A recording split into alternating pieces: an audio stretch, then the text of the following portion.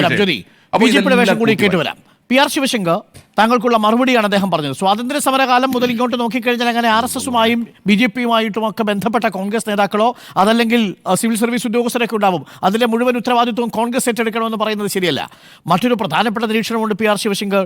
നോക്കൂ, നിതിൻ ഗഡ്കരിയുമായി ബന്ധമുണ്ടെങ്കിൽ അത് ഔദ്യോഗിക ബന്ധമെന്ന് വേണമെങ്കിൽ മുഖ്യമന്ത്രി പിണറായി വിജയന് വിശദീകരിക്കാം. പ്രഭാരിയായ ജാവദേക്കർ അങ്ങോട്ട് പോയി കാണുകയാണ്. അപ്പോൾ നിങ്ങൾ ഈ നീക്കം കുറേ കാലമായി തുടങ്ങി. നല്ല മരങ്ങളെ പിടിച്ചിപ്പുറത്തോട്ട് കൊണ്ടുവരിക. പിടിച്ച് അവസാനം വന്നപ്പോൾ മുരളീധരൻ്റെ വാക്കിൽ പറഞ്ഞാൽ വക്കുപൊട്ടിയതും മൂലച്ചളുങ്ങിയതുമായ ആളുകളെ മാത്രമേ നിങ്ങൾക്ക് കിട്ടിയുള്ളൂ എന്നുള്ളതാണ് വാസ്തവം. അപ്പോൾ നിങ്ങൾ ഈ പിടുത്തം തുടങ്ങിയിട്ട് കുറേ കാലമായി. അത് RSSനെ ഉപയോഗിച്ച് നടത്തുന്നു എന്നതാണ് മറ്റൊരു ആരോപണം. പക്ഷേ ADGP അജിത് കുമാർ വീണിട്ടുണ്ടോ ഇല്ലയോ എന്ന് വ്യക്തമല്ല. നിങ്ങളൊരു ശ്രമം നടത്തി, ADGP അതിൽ നിന്ന് കുതറി മാറി എന്നാണ് ഞാൻ മനസ്സിലാക്കുന്നത്. അങ്ങനെയും ഒരു വ്യാഖ്യാനമുണ്ട് മറുഭാഗത്ത്. അത് മുഖ്യമന്ത്രിക്ക് ബോധ്യപ്പെട്ടു. വീണ്ടും റാം മാധവനെ വഴി വീണ്ടും നിങ്ങൾ വിടുന്നു. പക്ഷേ അപ്പോഴും അദ്ദേഹം അതിന് വഴങ്ങുന്നില്ല എന്നാണ് മനസ്സിലാക്കുന്നത്. ഇതിൽ എന്താണ് യഥാർത്ഥത്തിൽ വാസ്തവം? നിങ്ങൾ ഇങ്ങനെ നിരന്തരം ആളുകളെ പിടിച്ചുകൊണ്ട് പോയി ഈ രാഷ്ട്രീയത്തിൽ ഇടപെടാൻ RSSനെ ഉപയോഗിച്ചുകൊണ്ടൊരു ശ്രമം നടത്തുന്നു. അങ്ങനെ ഒരു രീതി നിങ്ങൾക്കുണ്ടോ പി ആർ ശിവശങ്കർ?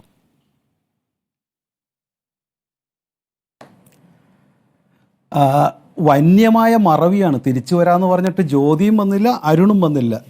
ഇൻ്റർവെല് കഴിഞ്ഞിട്ട് എൻ്റെ അടുത്തേക്ക് വരാമെന്ന് പറഞ്ഞ് അത് ബ്രേക്കായി പോയി. ഏതായാലും ഞാനിതിന് 5-8 ഉത്തരങ്ങളുണ്ട്. ഒന്ന്, ഈ പറയുന്ന റാം മാധവനെ കണ്ട വിവരം. റാം മാധവനെ കണ്ടത് പരസ്യമായി ഇന്ത്യ ടുഡേ കോൺക്ലേവ് കോവളത്ത് വെച്ച് കടന്നപ്പോഴാണ്. അതിൻ്റെ വീഡിയോ ഉണ്ട്. 1. 2, ഇതുവരെ ബെഹ്റയായിരുന്നു പാലം.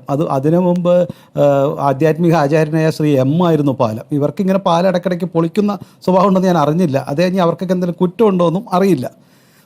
2, മൂന്നാമത്തെ കാര്യം, സഖ്യകക്ഷിയായിട്ട് മത്സരിക്കുന്ന ആളുകൾ തമ്മിൽ ബന്ധമില്ല, ഞങ്ങൾ തമ്മിലാണ് ബന്ധമെന്ന് സ്ഥാപിക്കാനാണ് പാവം ജ്യോതി ഇങ്ങനെ നടന്ന് ശ്രമിക്കുന്നത്.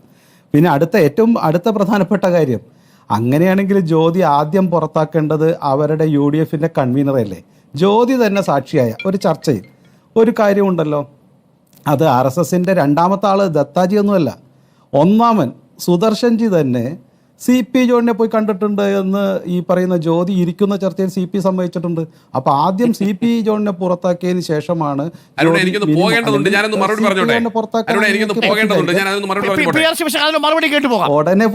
ഉടനെ പോലെ വെയിറ്റ് ചെയ്യ്. അല്ല, അദ്ദേഹത്തിന് മറ്റൊരു ചാനലിൽ ഒരു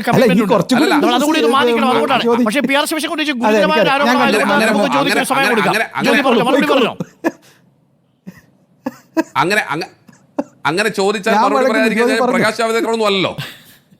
EP ജയരാജനെ കണ്ടിട്ടുണ്ടോ എന്ന് ചോദിച്ചാൽ ഇന്നുവരെ മറുപടി പറഞ്ഞില്ലല്ലോ. ഏതായാലും ഞാൻ ആ വിഷയത്തിലേക്ക് വരാം. ഇവിടെ CP ജോണുമായി ബന്ധപ്പെട്ട വിഷയം പുതിയൊരു നറേഷൻ 2 ദിവസമായിട്ട് കൊണ്ടുവരുന്നുണ്ട്. ഇവിടെ CP ജോണിനെ സംബന്ധിച്ച് അനന്തപുരി സർവീസ് കോപ്പറേറ്റീവ് ബാങ്ക്, തിരുവനന്തപുരത്തുള്ള RSSന്റെ നിയന്ത്രണത്തിലുള്ള അനന്തപുരി സർവീസ് കോപ്പറേറ്റീവ് ബാങ്കുമായി ബന്ധപ്പെട്ട ഒരു സെമിനാറിൽ പങ്കെടുത്തിരുന്നു. ആ സെമിനാറിൽ പങ്കെടുത്ത് വിരുദ്ധ അഭിപ്രായങ്ങൾ അന്നത്തെ RSSന്റെ സർസംഘചാലകും അതുപോലെ തന്നെ CP ജോണും തമ്മിൽ വിരുദ്ധ അഭിപ്രായങ്ങൾ പറഞ്ഞപ്പോൾ ശ്രീ CP ജോണിനെ കാണാം. CP ജോൺ പങ്കെടുത്തത് പ്ലാനിംഗ് ബോർഡ് മെമ്പർ എന്ന ബാക്ക്ഗ്രൗണ്ടിലാണ്. അദ്ദേഹത്തെ കാണണമെന്ന് ആവശ്യപ്പെടുകയും അദ്ദേഹത്തിൻ്റെ വീട്ടിലേക്ക് ചെല്ലാമെന്ന് പറയുകയും അത് അദ്ദേഹം അന്നത്തെ മുഖ്യമന്ത്രി ശ്രീ AK ആന്റണിയെയും അന്നത്തെ അദ്ദേഹത്തിൻ്റെ പാർട്ടി സെക്രട്ടറി ശ്രീ MV രാഘവനെയും അറിയിക്കുകയും അദ്ദേഹം വീട്ടിൽ ചെന്ന് കാണുകയും അവർ ഇതിനെ സംബന്ധിച്ചുള്ള സാങ്കേതിക വിഷയങ്ങളെ സംബന്ധിച്ച് അന്ന് ആ സെമിനാറിൽ വന്ന സാങ്കേതിക വിഷയങ്ങളെ സംബന്ധിച്ച് ചർച്ച ചെയ്യുകയും ചെയ്തിട്ടുണ്ട്. അത് അദ്ദേഹം പരസ്യപ്പെടുത്തിയിട്ടുണ്ടെന്ന് തന്നെ അദ്ദേഹം അദ്ദേഹം മരണപ്പെട്ടതിന് ശേഷം ആ ഓർമ്മക്കുറിപ്പിൽ ഉൾപ്പെടെ അതിനെ കുറിച്ച് പറഞ്ഞിട്ടുണ്ട്. അപ്പൊ അങ്ങനെയൊക്കെ കണ്ടാൽ കുഴപ്പമില്ല. ജ്യോതിയുടെ ക്ലാരിഫിക്കേഷൻ പറയുന്നത്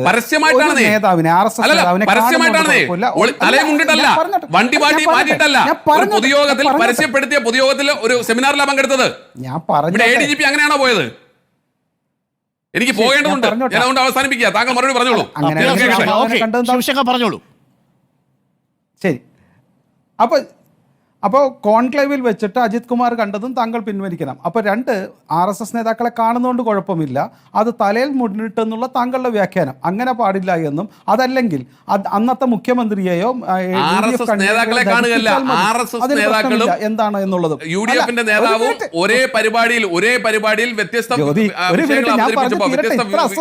അവതരിപ്പിച്ചപ്പോ അതിൽ പങ്കെടുത്തതിനെ അത് ജ്യോതികുമാർ വ്യക്തമായി വിശദീകരിച്ചു കഴിഞ്ഞു. പ്ലാനിംഗ് ബോർഡ് മെമ്പർ എന്ന നിലയിൽ ബോർഡ് വെച്ച കാറിൽ അദ്ദേഹം ഔദ്യോഗികമായി എത്തി അന്ന് RSSന്റെ ആശയങ്ങളെ ഖണ്ഡിക്കുകയാണ് ചെയ്തത്. അതൊരു കോൺക്ലേവ് ആണ്. ശരി, റാം മാധവന്റെ കാര്യം നമ്മൾ വിടാം. പക്ഷേ ക്യാമ്പിലേക്ക് വന്നതോ ക്യാമ്പ് എന്ന് പറയുന്ന ഒരു പൊതുപരിപാടിയല്ലല്ലോ, അത് RSS കാർക്കുള്ള പരിപാടിയല്ലേ PR ശിവശങ്കർ? അതെ, പക്ഷേ ക്യാമ്പിൽ മറ്റു പലരും വരാറുണ്ട്. പ്രണബ് മുഖർജി വന്നിട്ടില്ലേ? പ്രണബ് മുഖർജി RSS അതിനേക്കാൾ വലിയ നേതാവല്ലല്ലോ ജ്യോതിയും ഈ പറയുന്ന VD സതീശനും.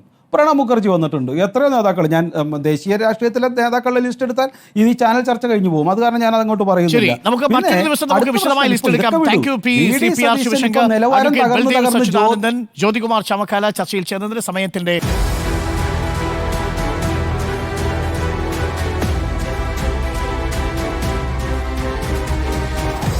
Debate with Arun Kumar.